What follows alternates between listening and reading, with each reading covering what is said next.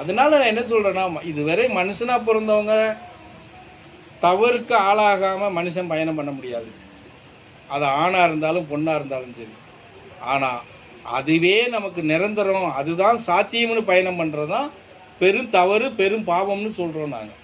மாற்றிக்கோங்க, குணப்பாவத்துக்களை மாற்றிக்கோங்க, குணப்பாவத்துக்களை மாற்றிக்கோங்கன்னு சொல்கிறது. நீ தப்பு பண்ணுறேன்னு சொல்கிறதுக்கு பதிலாக தான் குணப்பாவத்தை மாற்றிக்கோங்கன்னு சொல்கிறது. அந்த குணப்பாவங்கிற கழுதிக்குள்ளே எல்லாம் அடங்கி போகுது இல்லையா? புரிஞ்சதை நான் சொல்கிறது, மாற்றிக்கோங்கன்னு சொல்கிறது. ஆனால் நீங்கள் எங்கே மாறுறீங்க? மண்டைய எல்லாரும் ஆடுறீங்க. மண்டை அந்த ஆடுறதுக்காவது கொஞ்சம் மாறுவீங்களான்னு பார்த்தா மாற மாட்டேங்கிங்க. இதுக்கு மேலே எப்படி உங்களை சீர்திருத்தம் பண்ணுறது அப்படின்னு அது எப்படி உங்களுக்கே தெரியலன்னா எப்படின்னு சொல்லுவீங்க? இப்போ தான் சொன்னீங்க கொஞ்ச நேரத்துக்கு முன்னாடி. தெரியும் சொன்ன இல்லையா? வசப்படுத்துறதுன்னா எப்படி சாமி தெரியலன்னு சொன்ன. வசப்படுத்திட்டா நீ ஒருத்தையும் புருஷன் வீட்டுக்கு போக மாட்டேன்,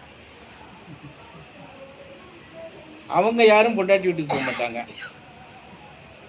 எப்படி ஆசிரமமே கெதின்னு இருப்பாங்க. செஞ்சிடலாமா அப்படி? என்ன மண்டையாட்டுறீங்க? செஞ்சிடலாம் சாமி, அப்படியே உருப்பிடுவோம். சொல்லு பாப்பா. அது ஒன்றும் பெரிய விஷயமே கிடையாது.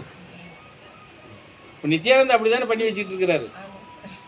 வந்தாச்சுன்னா அப்படியே டகார்னு இழுத்து வச்சுக்கிற வேண்டியது, திருப்பி வீட்டுக்கே போகக்கூடாது. உங்களுடைய ஒரு பார்வை போதும் இல்லை சாமி. அது பண்ணுறது பெரிய விஷயம் கிடையாது. அது பெரிய விஷயமே கிடையாது. அதான் சொல்லிட்டல, பண்ணியாச்சுன்னா அவ்வளோதான். உனக்கு புருஷன் கிடையாது, புள்ள கிடையாது, அவங்களுக்கும் பொண்டாட்டி கிடையாது, புள்ள கிடையாது, அவ்வளோதான். பூரம் கழட்டி போட்டு கொடுக்குற சேலையை மாத்திரம் போட்டு முக்காடை போட்டு உட்காந்துக்க வேண்டியதான். சாதா நேரமும் சிவா சிவா சிவா சிவா சிவா சிவான்னு சொல்லிக்கிட்டே உட்காந்துக்க வேண்டியது.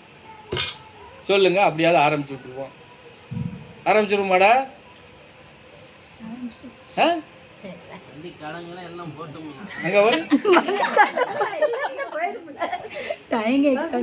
சாமியார் ஐட்டம் வந்துட்டு எவன்டா வந்து கடன் கேட்க போறான்? நீ உடனே உட்கார வச்சிருக்கிற பொசிஷனை பார்த்துட்டு கடன்காரன் கேட்டு வர மாட்டான். இவன் ஏதாவது நமக்கு பண்ணி விட்டுருவான்டான்னு சொல்லிட்டு அவன் போயிடுவான். இப்போ நித்யானந்தானே எல்லாரும் ஏன் பயப்படுறாங்க? அதுக்கு தான் பயப்படுறாங்க. அந்த ஆள் வாட்டுக்கு ஏதாவது பண்ணி விட்டு போயிடுவான்னு சொல்லி தானே பயப்படுறாங்க. அதனாலதான் போக மாட்டாங்க. ஆமா, இன்னும் அரசாங்கமே பயப்படுது நித்யானந்தாவுக்கு. நித்யானந்தா இருக்கிற அரசாங்கத்துக்கு தெரியாதா என்ன?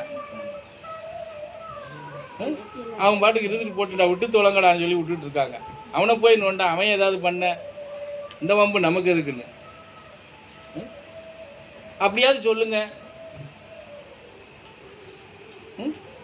2 வேளை சோறு நல்லா சாப்பிட்டுக்கலாம். சும்மா இருக்கும்போது 3 வேளை சோறு எதுக்கு நமக்கு? ஏற்கனவே நீங்கள் உப்பு இல்லாத சோறு தான் சாப்பிட்றீங்க, அரை உப்பு போட்டு சாப்பிட்டுக்கலாம், பிரச்சனையே இல்லை. இன்னும் கொஞ்சம் உப்பை குறைச்சிக்கிட்டா சரியாக போச்சு. உப்பு உரப்பும் கொஞ்சம் குறைச்சிக்கிட்டா ரோசம் வராது. இப்போவே ரோசம் யாருக்கும் இல்லை என்ன, அதனால் இன்னும் கொஞ்சம் குறைச்சிக்கிட்டா சுத்தமாக போயிடும். புரியுதா? அப்புறம் என்ன வரப்போகுது? நம்ம வாட்டுக்கு இருந்துச்சு அவர் தான் சொல்லிட்டு அந்த ஏற்கனவே எல்லாத்துக்கும் இன்னும் வேணாலும் 4 மாலையை வாங்கி தரேன், கழுத்து நிறையா போட்டுக்கோங்க, உத்திராட்ச மாலையை ஒரு மாலையை கையில் வச்சுக்கோங்க, உருட்டிக்கிட்டே உட்காந்துருங்க. நீ மந்திரம் சொன்னாலும் சரி சொல்லாட்டாலும் அதை மாத்திரம் உருட்டிக்கிட்டு பார்க்குறவனுக்கு ஏதோ நீ பெரிய வித்த பண்ணுறன்னு தெரியும். என்ன சாந்தி பண்ணிடுவோமா? அப்படி இல்லை சாமி, என்னை காலையிலே நான் வீட்டுக்கு போகிறேன்ட்டுருவாவா?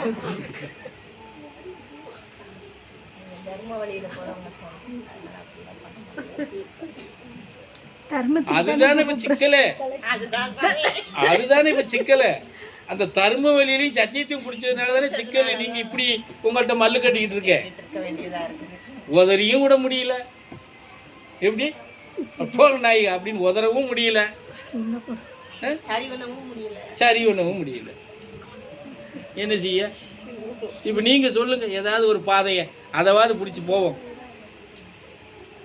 அப்படியும் கூட ஒரு பாதை சொன்னேன், எல்லாரும் என் கூட வாங்க சென்னைக்கு, போகிற செலவை நான் போட்டுக்கிறேன், ரிசர்வ் பேங்கில் கொண்டு போய் ரிசர்வ் பேங்கில் இறக்கி விட்டுருவாங்க.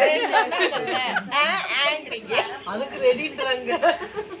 என்ன உள்ள கொண்டு போய் சேர்த்துடுறேன், வெளியே வாரதெல்லாம் ஓம்பாடு சொல்லிட்டேன். உனக்கு ஆளுக்கு எவ்வளோ வேணுமோ எடுத்துக்கோ, எடுத்துக்கிட்டு எப்படி வெளியே வருவியோ வா அப்படின்னு சொல்லிட்டேன். அதுக்கும் ஒத்துக்கிற மாட்டேங்கிங்க.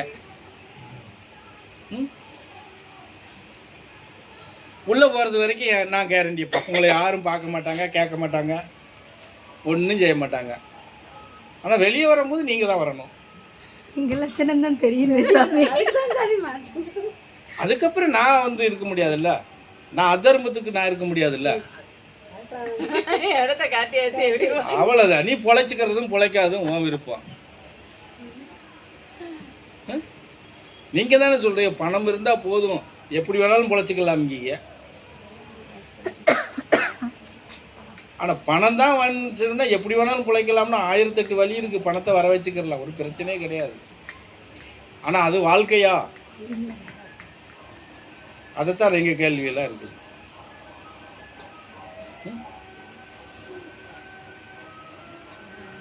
அதுக்கெல்லாம் தண்டனை உண்டு.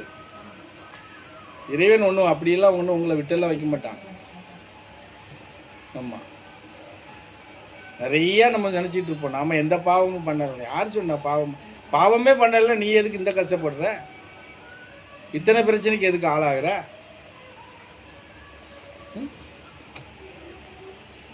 அதெல்லாம் இருக்குல்ல.